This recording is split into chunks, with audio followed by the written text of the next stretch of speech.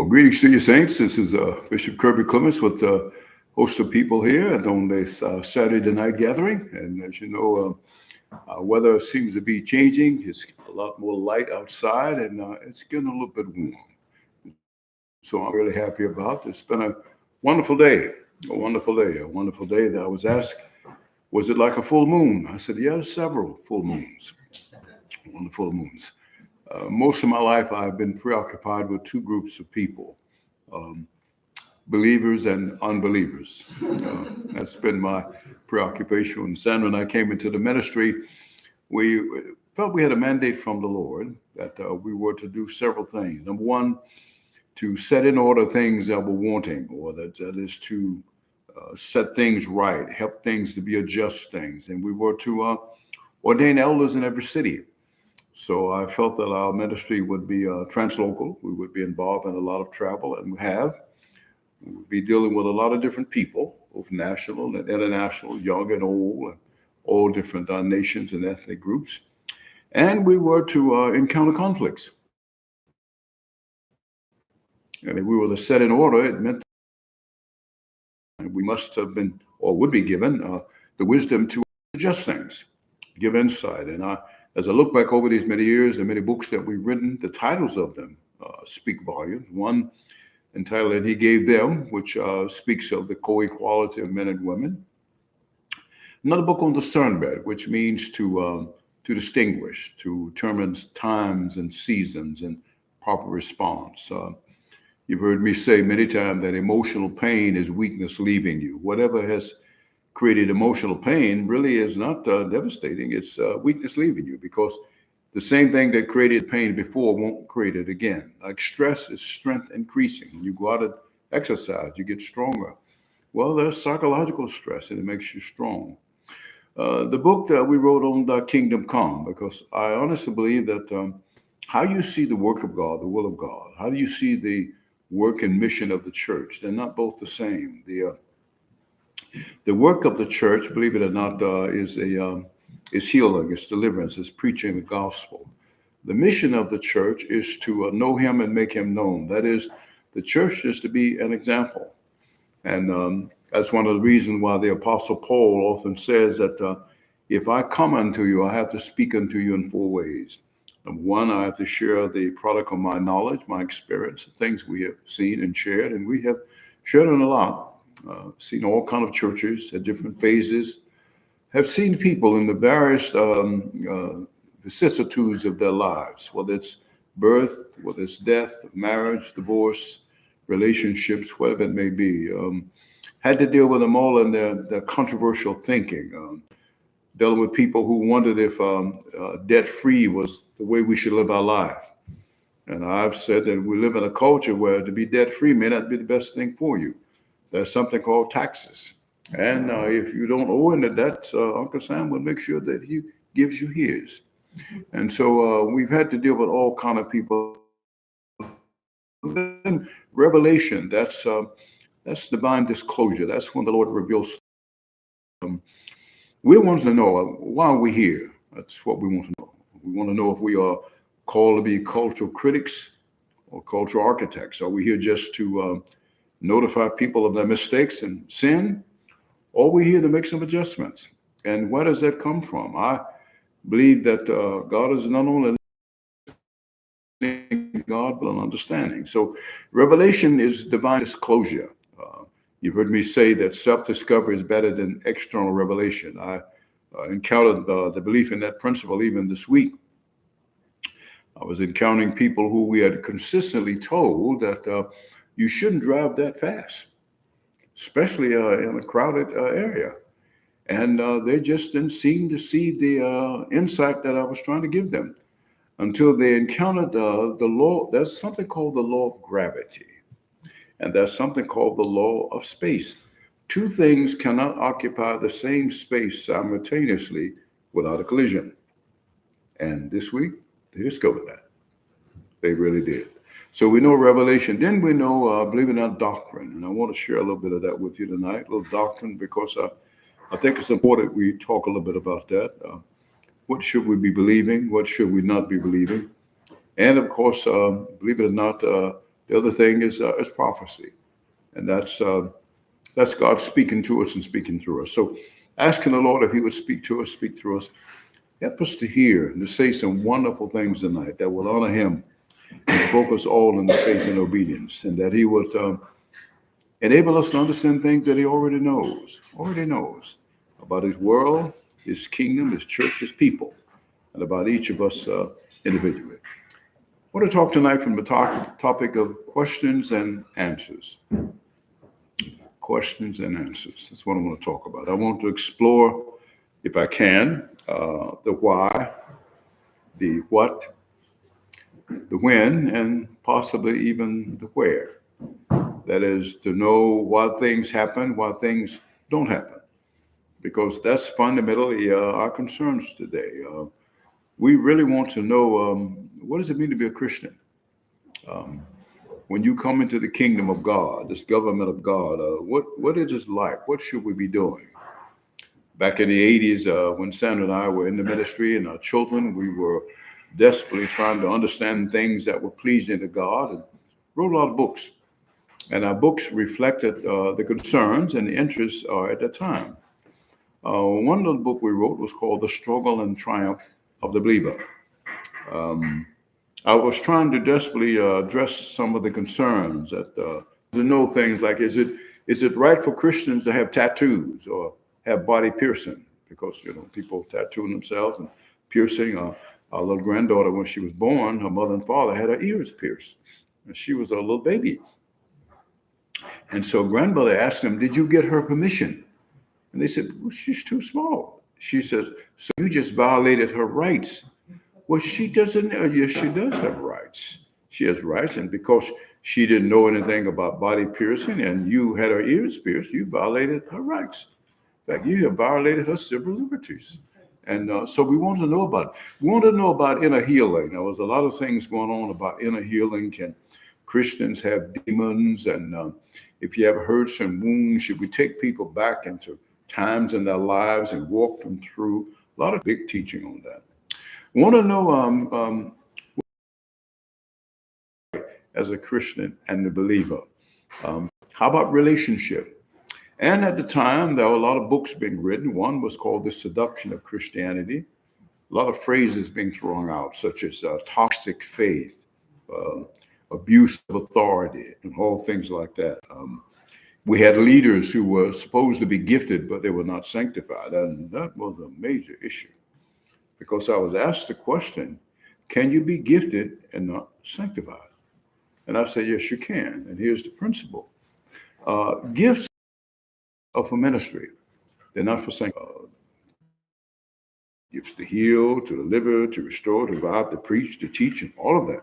You can have those gifts, but yet still your behavior pattern may be contrary to biblical norms. And we found that, and we wanted to know, could people be gifted and not sanctified? Because we were saying that. And we wanted to know a little bit about how do you restore people when they make mistakes? Because it seemed that Sandra and I were put in the midst of having to deal a lot with those kind of issues. When the saints have made mistakes and struggled, I want to make a statement to you that we live a life in tension between two worlds. You all are very much aware that you all that came in tonight, you walked in outside and it was a little different thermostatically. And when you got inside, it was a little different thermostatically. If it had been left to me, it would be 85 and humid in here. But I don't have just the unilateral right to make those kind of decisions until y'all leave. Then it will be 85 and humid, I promise you. But we live a life between tension, between two worlds. Those worlds are not in agreement. They have different values, different priorities, different expectations. And because of that, we encounter questions. Is God male or female? People are concerned about that. As I said before, is the rapture real? Are we going to be caught up? What should we be doing in this world? What really is salvation? And does life consist in the abundance of things? Is happiness a place that we always should reside in? I don't know if you all ask these kind of questions, but we had them. Is sickness and disease always an issue of a lack of faith?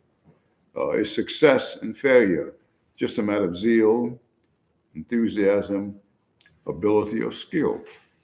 That is, do people succeed or do they fail just because of our own abilities and skills? And I've shared with you all something that I think is very powerful to me. One divine thought from God, one creative idea from God can open up a whole new vista of possibilities. So I said that success and failure in life is not always a matter of zeal and enthusiasm and commitment. It's a matter of revelation. One insight, one idea from God. How do you navigate through difficult times? How you deal with challenges in families, challenges in finances. Sometimes success in God is not always money. Sometimes success in God is just one divine thought, one divine idea. And so we know that if I'm to speak to you tonight, I want to speak to you those ways. And some of the questions that we have. Is every negative encounter that you experience, is it always a spiritual challenge? Is it a spirit? There was a time, every time we encountered a problem, it was a demon. It was a spirit.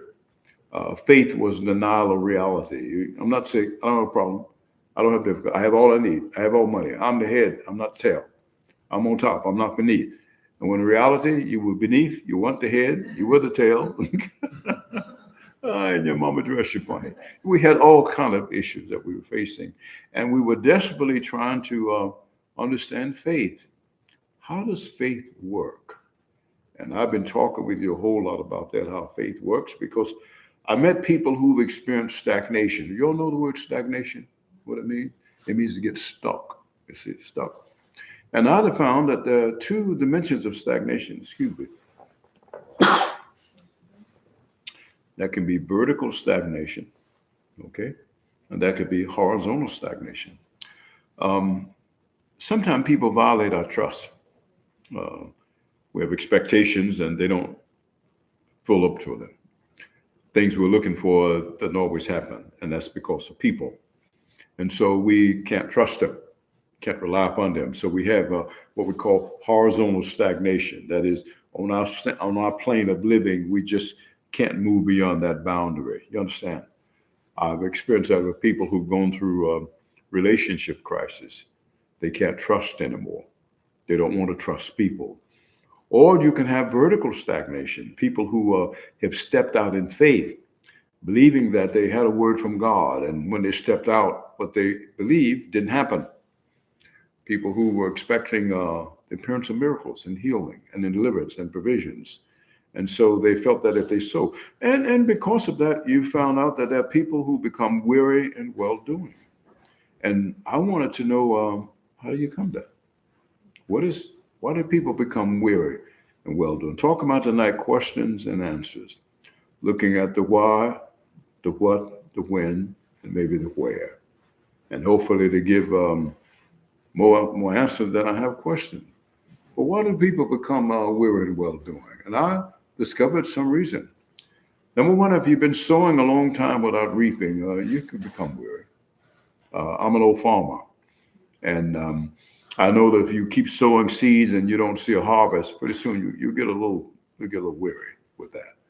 If you've been walking a long time and you don't see the end in sight, I never forget my wife Sandra and I, when we were dating, I borrowed one of our friends' cars, and we went on a date and forgot that there wasn't a whole lot of gas in the car, and we got lost, and there was no service station around, and I didn't know where we were, and the girl just broke out in a laugh. She started to laugh uncontrollably, and I said, "Do you understand what we're dealing with here? There's no gas in the car. I don't see a service station. Hear me, Kevin? I don't know where we are." And she just laughed even more. And I said, "She's insane." And I've learned something. Happiness is a choice. Peace is war. It's where you put your mind. And believe it or not, if you put your mind in faith, and I found out that I was a catastrophizer. I didn't want to acknowledge.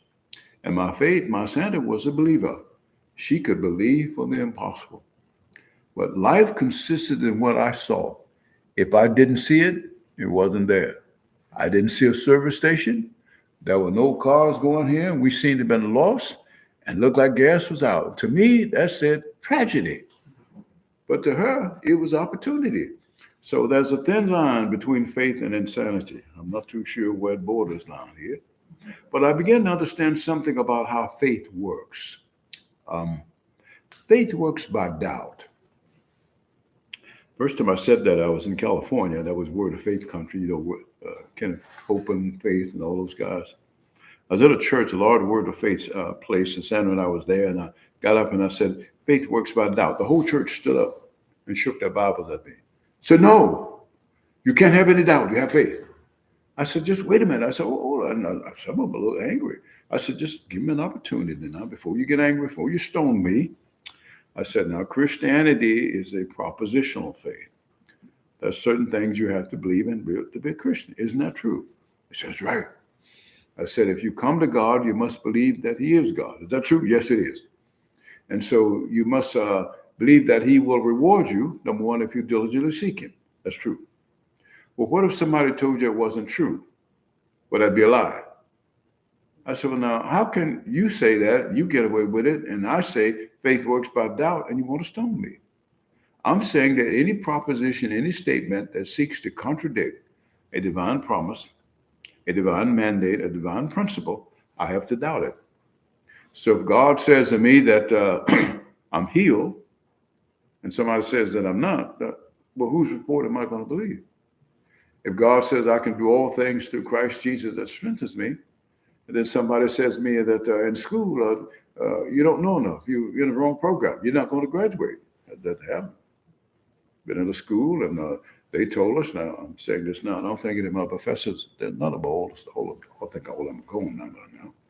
But we had one of our professors who told us one time, and as freshmen, that he could teach chimpanzees easier than he could teach us. So, wow. He could teach chimpanzees. He said they were easier to learn than we were. Well, because we were freshmen, we just sort of nodded our heads. That's the truth, because we wanted to graduate. That's because I've learned a principle. And so one of the things I found out that faith works by doubt. You have to disbelieve every proposition, every situation that seeks to contradict a promise of God. I'll share with you that faith works by memory. Some things you have to remember, and there's some things you have to forget. Faith works by explanation. And that's one of the reasons why I've spent a lot of time talking to you all here. I was in California last week this time. Yes, about this time. It's after 7, so it was about 4, right in the middle of a meeting.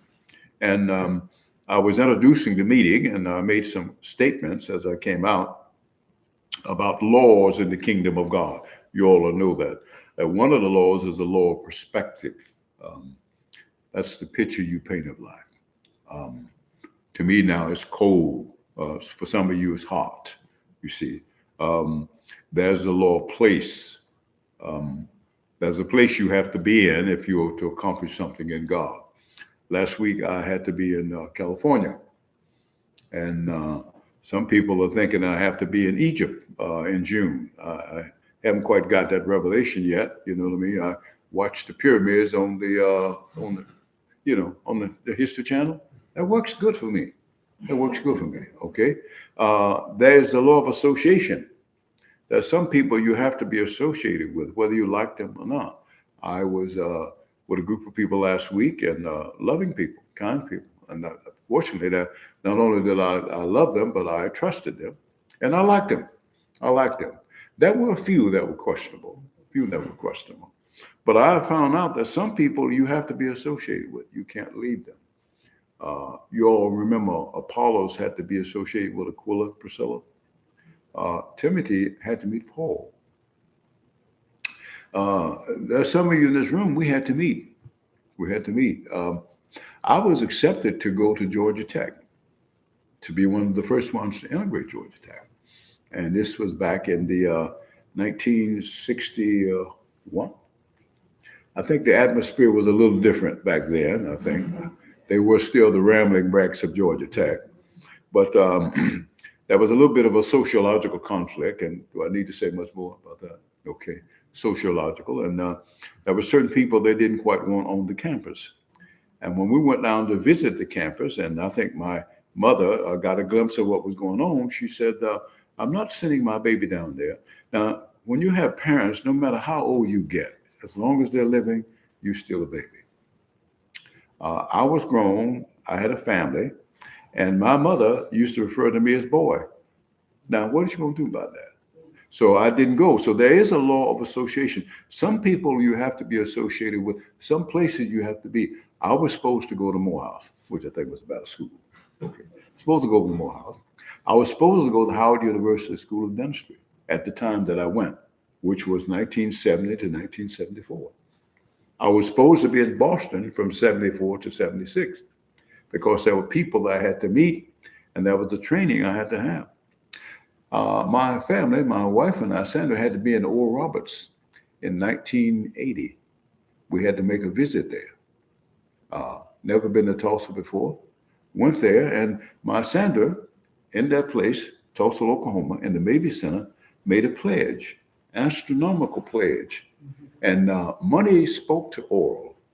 And when they heard this woman making that pledge, and I'm up hiding because I'm thinking she's insane, Oral invited us up to the platform to interview us. Had to be in Oral Roberts University at that time to meet Oral Roberts because Mike and Bonnie Smith, who were from Chapel Hill, were students there attending seminary, heard Oral interview us, came up and introduced himself, told us about this little church called Chapel Hill, which we came down and visited. And before I knew it, we were on staff. There's a law of association. There's some things that have to work. Faith works by association. Faith works by explanation. And you have to be able to explain some things to yourself. Talking about question and answers. Because I'm dealing with people today who want to know why things are not happening, why things are not going the way they think they should. And they want to know why there is silence from heaven. Whenever heaven is silent, that's because I believe the Lord believes that he has said all he needs to say and that we know what we need to know. Am I making sense to you? Well, making sense to you, that you hear me now. Talking about questions and answers, why people cease doing. And then I began to wonder, why do people stop short?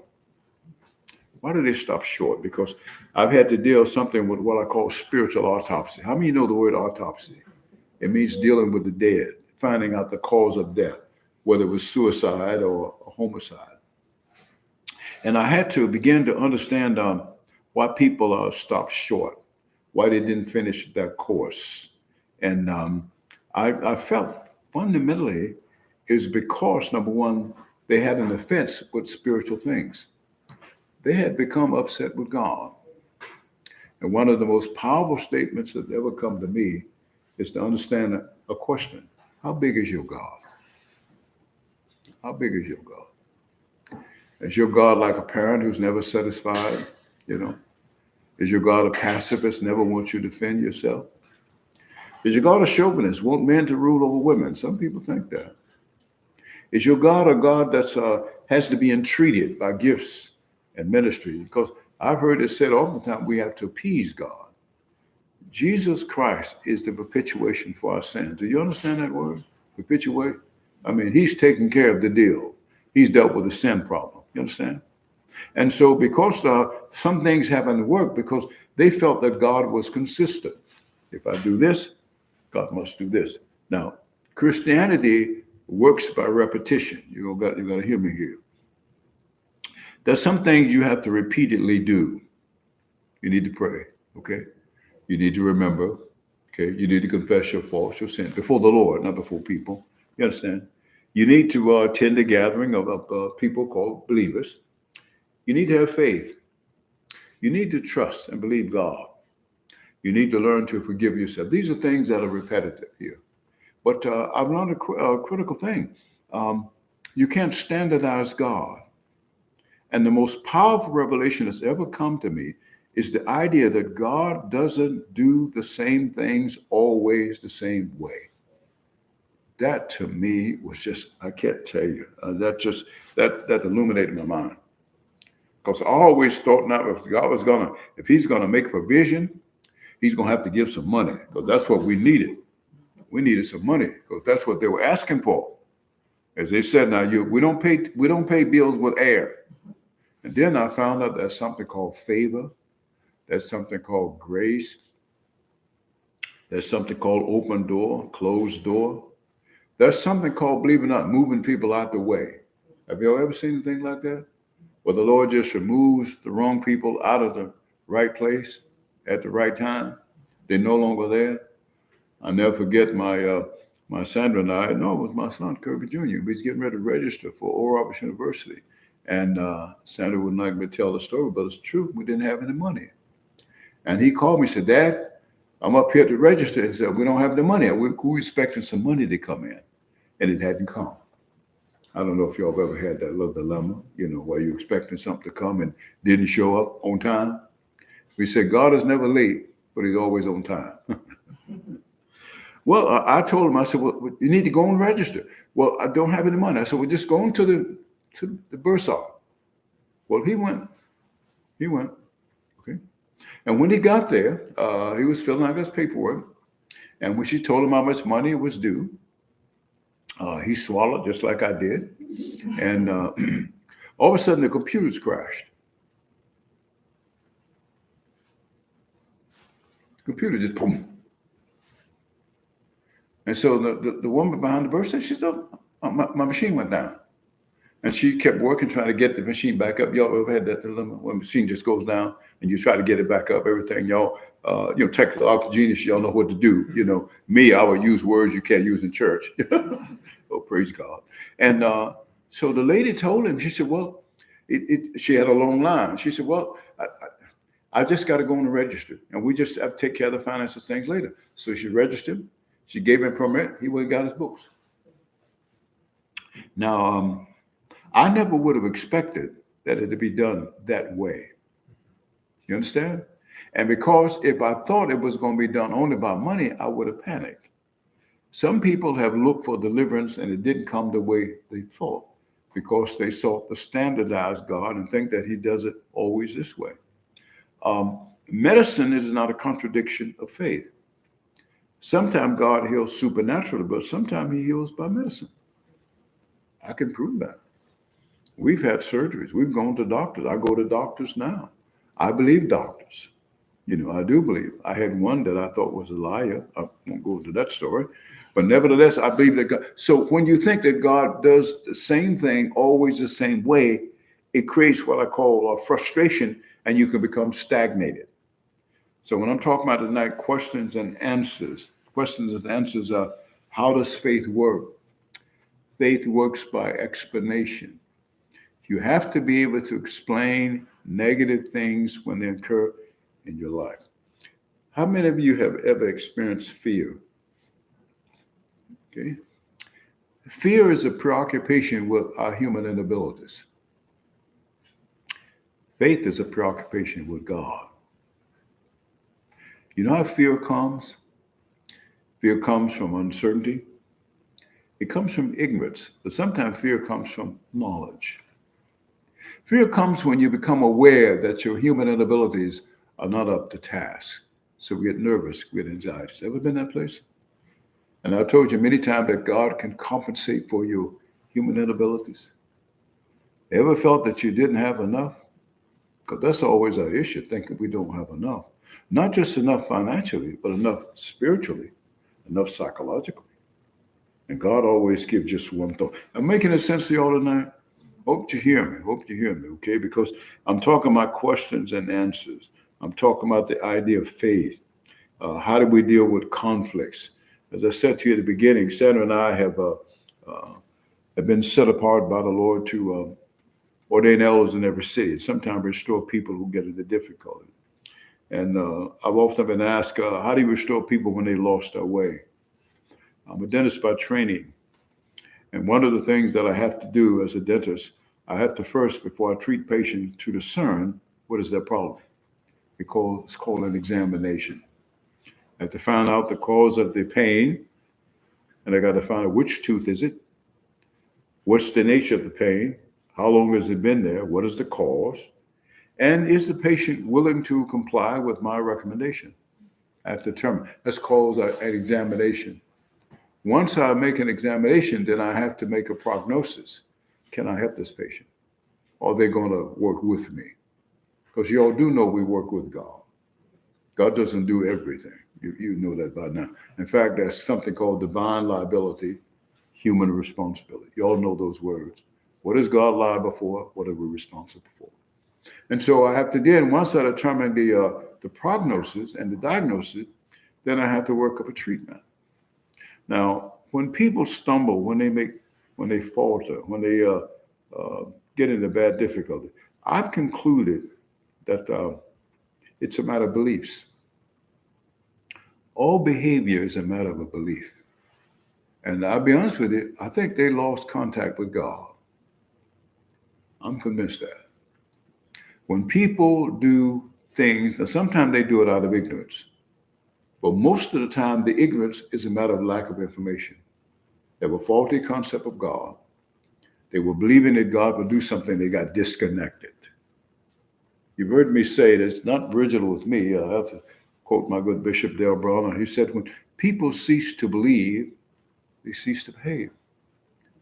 When they cease to believe that God is provider, is deliverer, is healer, he's the organizer, he's the planner, he's all the things that he said he is, Jehovah Jireh, Jehovah Nissi. When they cease to believe, they get into irrational behavior. My son and I were down in Louisiana. Never forget this. And there was a time that we needed some finances. I don't know if y'all have ever been in that kind of place. Needed some finances, and we needed it right away. And we didn't see any, and we were stressing. I don't know if y'all have ever had that experience where you stress. You know what I mean? It's an unusual feeling. Feel like you're itching. Yeah, you feel like that? Just things just don't, and everything just, you get agitated, you know what I mean? Like you're impatient, everything just bothers you. And we were in a prophetic ministry, and that a lot of the people believe strongly in word of knowledge, word of wisdom, prophecy. And I'll never forget that they have these little sticks, like a cane. And on the stick, that was a name of God, like Jehovah Jireh, Jehovah Nissi, Jehovah Shalom, Jehovah Rafika. You remember those names? Okay, all right, okay. And we were the people who needed the money. And they were giving these sticks with these names written on it to people. And we were down there, and Sandra and I, we sit there trying to be sophisticated, like we didn't have a need. We were there. And the person came over to us with all of the different sticks. Jehovah Shalom, Jehovah Nissi, all of those, God heals, God is a shepherd, God is all of this. And the one they gave to us was Lord provides, Jehovah Jireh. They put the stick in front of us and beat it on the floor and put both of our hands around the stick. And I said to Sandra, you think they're trying to tell us something? What am I trying to tell you? God does unusual things at unusual times, unusual places. And one word, one thought from God. And believe it or not, all we needed that night was to be reminded that he provides. Did the money come right away? No. But you know what it did in our heart? Put faith in our heart. Faith comes by what? Hearing. Faith comes by what? Seeing. Faith comes many times by touching. Faith many times comes by singing. Because sometimes we started singing a song. I hope that y'all are hearing me tonight. I'm talking about questions and answers, and hopefully trying to talk about the proper response. Because as I said before, our ministry has always been how we restore people. And when people get into difficulty, I have to decide what's their problem. They lost contact with God. It's a belief issue. Sometimes they think God won't help them. Sometimes they think God won't provide for them. Because they have a setback, I don't know why, they make permanent things temporary. And many times they think everything is spiritual. As a matter of fact, that they just don't have enough faith. They don't have enough belief. And once I can discern the cause of their problem, I can give a treatment. And you know where the treatment comes? That treatment comes by reminding them to remember and to recall the great things God has said and God has done. Treatment. I said, faith works by memory, it works by rehearsal. So when people get into difficulty and distress, it's a belief system. They lost contact with God. They think God does not know, God does not see, God does not hear. And then I have to bring them back to a knowledge of who God is and what He's done for them. And sometimes I'll have them to testify what God has said to them, God has done for them. Because believe it or not, children, you can't talk about Him long without Him showing up. I'm going to tell you right now. You talk about Him long, what He's done, I promise you, something happens, the atmosphere changes. I promise. Something goes right in your head. We prove not to be true. So tonight I'm talking about questions and answers. Hopefully I've given more answers than I asked questions. And I talked about a variety of things because that's what Samuel and Kirby Clements was set aside to do, to set in order things that are wanting to ordain elders in every city. We were called to answer questions, give insight, make provision, give people a concept of God, and to show them why they do the things they do. And I hope tonight, I didn't plan to speak too long. I went a little bit over here tonight, but I wanted to hopefully do something that would spark some questions, some comments, and maybe we'll deal a little bit with that tonight, okay? Talk about that. And those of you that are out there in cyberspace, we want to thank you for joining us. I see some of the responses and questions that are coming up, which probably suggest that we said something that was interest to you. But I always pray that the Lord will give us understanding of things that He already knows. Help us to see, help us to know. Because by faith, we can look beyond the obvious. And we are called peculiar people, not because we act peculiar, but because we have the privilege to know that which is not known, to see that which is not seen, and to hear that which is not heard.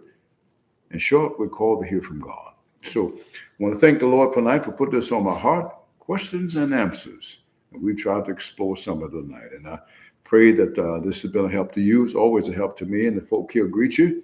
And praying that you'll be mindful of COVID. It's still out there, and be mindful of the warm weather. And tomorrow is Sunday. It's Sunday. We always meet on Saturday here, Saturday evening at 7. So there's never a reason that it's never a conflict with any other meeting. I'm amazed that when the Lord had us to start to work in a home, I thought it was sort of strange. He said, I want you to meet Saturday night at 7.